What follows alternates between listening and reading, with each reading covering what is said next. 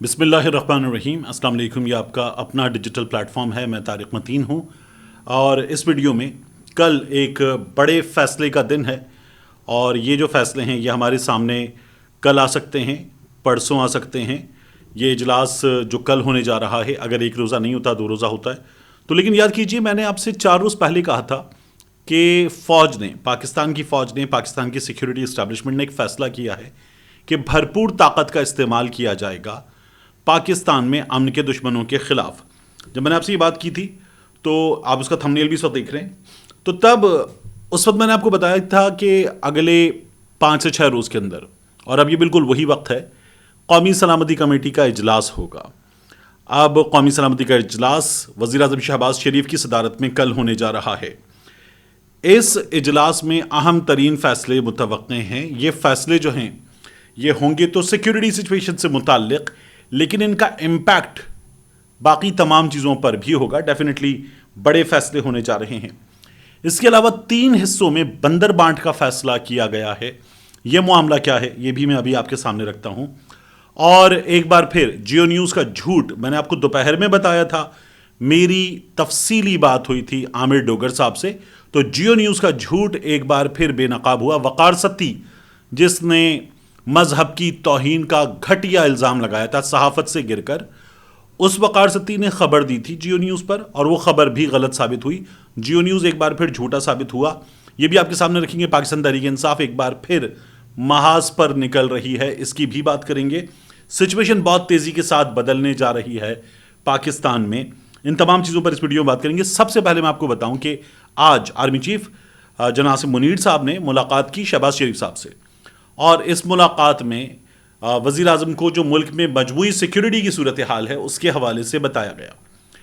اب اگر آپ اس کو یہاں رکھیں تو پھر دیکھیے کہ کور کمانڈرز کانفرنس جو ہوئی، اس کور کمانڈرز کانفرنس میں یہ بتایا گیا کہ ایسپریشنز آف دا پیپل کے مطابق، عوام کی امنگوں کی ترجمانی کرتے ہوئے دہشت گردوں کے خلاف نپٹا جائے گا ان سے اور بھرپور کارروائی کی جائے گی. میں نے آپ کو بتایا تھا کہ آپریشن شروع کیا جا رہا ہے. خیبر پختونخوا کے مختلف حصوں میں، بلوچستان کے مختلف حصوں میں ایسی معلومات موجود ہیں کہ وہ عناصر جو امن کے لیے خطرہ ہیں، دہشت گرد ہیں، ان عناصر نے خیبر پختونخوا کے، بلوچستان کے مختلف حصوں میں اپنی جڑیں مضبوط کی ہیں. یہاں تک تو بات ٹھیک ہے، لیکن گزشتہ کچھ عرصے سے مراد سعید یہی وارننگز دے رہے تھے. پاکستان تحریک انصاف کے بعض لوگ یہی تمام چیزیں بتا رہے تھے، اور رانا ثناء اللہ نے ہمیں بتایا تھا کہ کچھ نہیں ہے، سچویشن بالکل ٹھیک ہے، یہ جو بول رہے ہیں یہ غلط ہے. لیکن اب یہی رانا ثناء اللہ صاحب اس اجلاس میں ایک اہم ترین ذمہ داری نبھائیں گے، اور اس کے بعد بھی، اور یہ ہمیں بتائیں گے کہ سچویشن بہت خراب ہے. اور سچویشن خراب ہے، سچویشن ڈیفینیٹلی خراب ہے.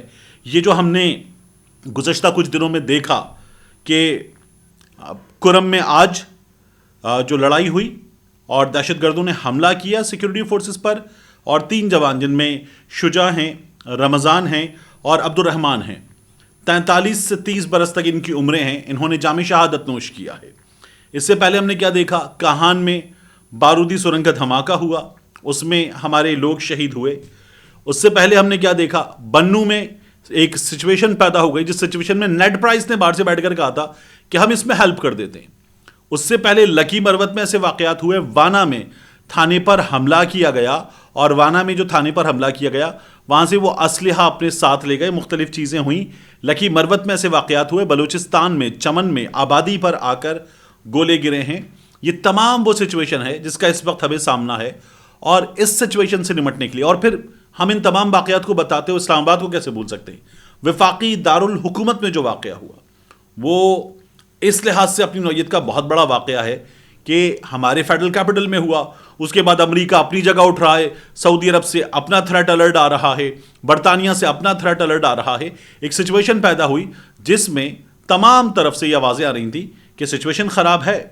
تو اب اس سے نمٹنے کا جو فیصلہ کیا گیا ہے، یہ سچویشن زیر بحث آئے گی قومی سلامتی کمیٹی کے اجلاس میں، اور ایک فل فلج لارج اسکیل آپریشن جو ہے اس کے لانچ کیے جانے کا امکان ہے. اسحاق ڈار صاحب معیشت پہ بھی بریفنگ دیں گے اور فیصلے ہوں گے.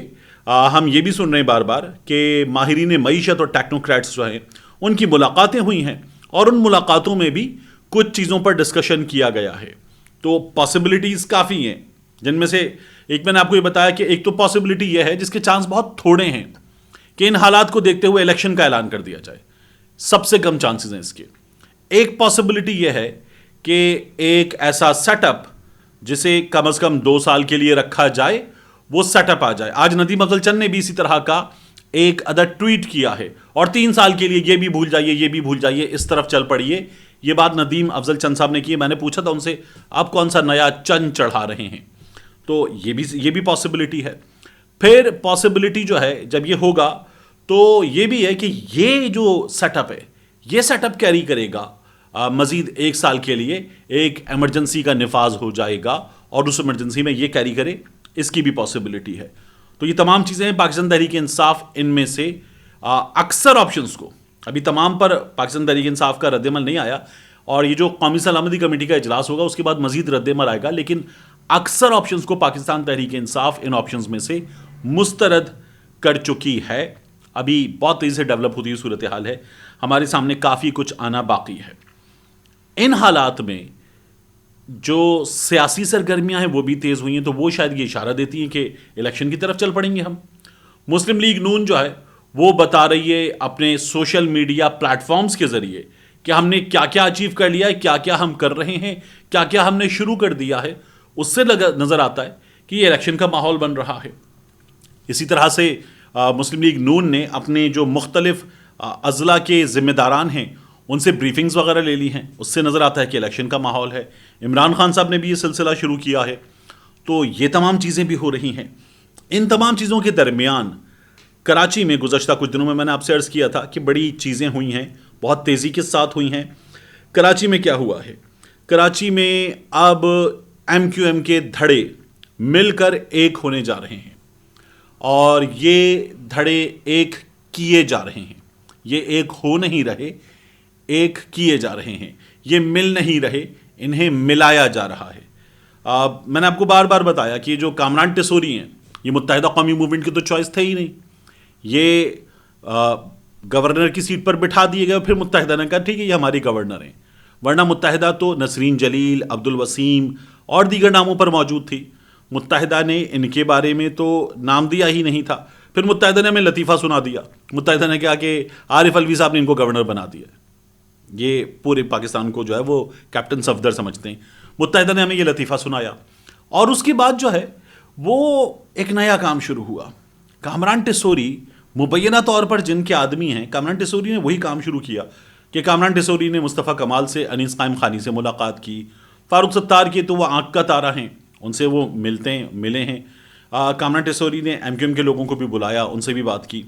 اب ایک میٹنگ ہوئی ہے، اس میٹنگ میں نسرین جلیل نہیں تھیں، اس میٹنگ میں کچھ اور دیگر لوگ نہیں تھے، عامر خان نہیں تھے، تو وہاں یہ طے پایا ہے کہ متحدہ قومی موومنٹ کے مختلف دھڑے مل جائیں گے۔ مصطفیٰ کمال کو کراچی دے دیا جائے گا کہ کراچی سنبھالیں، ذمہ داری اٹھائیں، اور کراچی کی ذمہ داری آپ پر ہے۔ یہ ممکنہ طور پر، میں آپ سے عرض کر رہا ہوں کہ ممکنہ طور پر جو سیٹ اپ اگر کیری کرتا ہے یا ایک نگراں ٹائپ کی چیز بن جاتی ہے تو اس میں بھی مصطفیٰ کمال کے لیے گنجائش نکل سکتی ہے۔ کنفرم ابھی نہیں ہے، ذرائع کے مطابق خبریں آ رہی ہیں، تو مصطفیٰ کمال کو یہ سونپا جا سکتا ہے۔ فاروق ستار کو قومی سیاست سونپی جا سکتی ہے۔ یعنی وہ جو ہوتا ہے نا، ایک بزرگ جو گھر میں جب بہت بوڑھا ہو جاتا ہے تو اس کو کئی گھروں میں دروازے کے نزدیک تخت ڈال کے بٹھا دیا جاتا ہے، اور وہاں پہ وہ لیٹا رہتا ہے، حقہ پیتا رہتا ہے، یا وہ اگر بیڑی پیتا ہے بیڑی پیتا رہتا ہے، پان کھاتا رہتا ہے، اور اس کے بعد جو وہ ہر آنے جانے والے سے کیا کر رہے ہو، کیا ہو رہا ہے، کیسے ہو رہا ہے، یہ تمام باتیں پوچھتا ہے۔ اسے یہ بتایا جاتا ہے کہ تم بہت امپورٹنٹ ہو۔ فاروق ستار صاحب کو قومی سیاست کی ذمہ داری دی جائے گی۔ متحدہ قومی موومنٹ جو کراچی حیدرآباد کی جماعت ہے، اس میں فاروق ستار صاحب کو قومی سیاست کی ذمہ داری دی جائے گی، اور اوور آل نگرانی جو ہے، سربراہی جو ہے وہ خالد مقبول صدیقی صاحب کریں گے۔ اس طرح کا ایک سیٹ اپ بننے جا رہا ہے، یہ متحدہ قومی موومنٹ کے ساتھ کراچی میں ہو رہا ہے۔ مقصد ہے اربن سندھ میں پاکستان تحریک انصاف کا مقابلہ کرنا۔ پاکستان تحریک انصاف کی حکومت آ جائے گی، اس بات کا ان لوگوں کو یقین ہے۔ کتنا ڈینٹ ڈال سکتے ہیں یہ سب مل کے، یہ کوششیں ہو رہی ہیں، اور پاکستان تحریک انصاف کے خلاف جتنا جہاں جہاں ڈینٹ ڈال سکیں، ووٹ مل کے لے سکیں، یہ کوشش یہ لوگ کر رہے ہیں۔ تو اس کا بھی نتیجہ ہم دیکھیں گے کیا نکلتا ہے۔ لوگوں کی ذمہ داری بڑھ جائے گی، پاکستان تحریک انصاف کے سپورٹرز کی ذمہ داری اس صورتحال میں بڑھ جائے گی. اس کے بعد جیو نیوز کا ایک جھوٹ بے نقاب ہوا. میں نے آپ کو دوپہر میں ہی بتا دیا تھا اور اس وقت میں نے بتایا تھا کہ میری عامر ڈوگر سے بات ہوئی.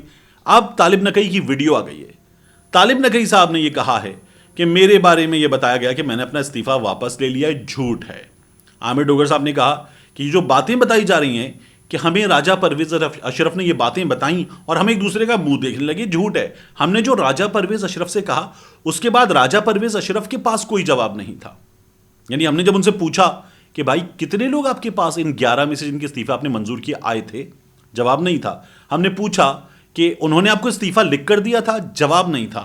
ہم نے پوچھا آپ نے ان سے تصدیق کی تھی استعفیٰ آپ کا ہے, جواب نہیں تھا. ہم نے پوچھا انہوں نے بتایا کہ ہم پر دباؤ تھا یا نہیں تھا, راجہ پرویز اشرف کے پاس جواب نہیں تھا. اور راجہ پرویز اشرف آج یہ بتا رہے ہیں جیو نیوز کے ذریعے, وقار ستی کے ذریعے, کہ جی ہم نے جو باتیں کی پی ٹی آئی والے ایک دوسرے کی شکلیں دیکھنے لگے. ایسے کاموں کے لیے جیو نیوز کا اور ایسے صحافیوں کو بڑا اچھا استعمال ہو جاتا ہے. تو یہ کام ان لوگوں نے کیا. پاکستان تحریک انصاف اس صورتحال میں ایک بار پھر سڑکوں پر آ رہی ہے. پاکستان تحریک انصاف مہنگائی کے خلاف, جس پر میڈیا چپ ہے. یعنی یہ جو میڈیا والے تھے یہ مائک منہ میں گھسیڑ دیتے تھے لوگوں کے کہ بتاؤ زندگی کیسی گزر رہی ہے, مرغی تمہیں 300 روپے کلو مل رہی ہے, بتاؤ کتنی مہنگی ہو گئی ہے, آٹا کتنے روپے کلو ہے, دال چاول کتنے روپے کلو ہے. اور اس میں سب سے آگے جیو نیوز, دنیا نیوز, سما, مختلف چینلز یہ سب سے آگے ہوتے تھے اور مہنگائی مہنگائی مہنگائی ان کی ہیڈ لائن ہوتی تھی. اب شہباز گل کی طرح پوچھنا چاہیے ان لوگوں سے کہ امیر ہو گئے ہو یا بے شرم ہو گئے ہو. آٹا ڈبل قیمت پہ, چاول کم از کم 80% پلس پہ جا چکا, انڈا کم از کم 40% پلس پہ جا چکا, مرغی کا گوشت کم از کم 80% پلس پہ جا چکا, اور انتہائی بے شرموں کی طرح میڈیا ہر گھڑی گھڑی گھڑی پر لگا ہوا ہے. یہ اس وقت ہمارے اس میڈیا کو چلانے والوں کا, ان کی ڈوریں ہلانے والوں کا کل کردار ہے. ملتے ہیں انشاءاللہ آپ سے اگلی ویڈیو میں.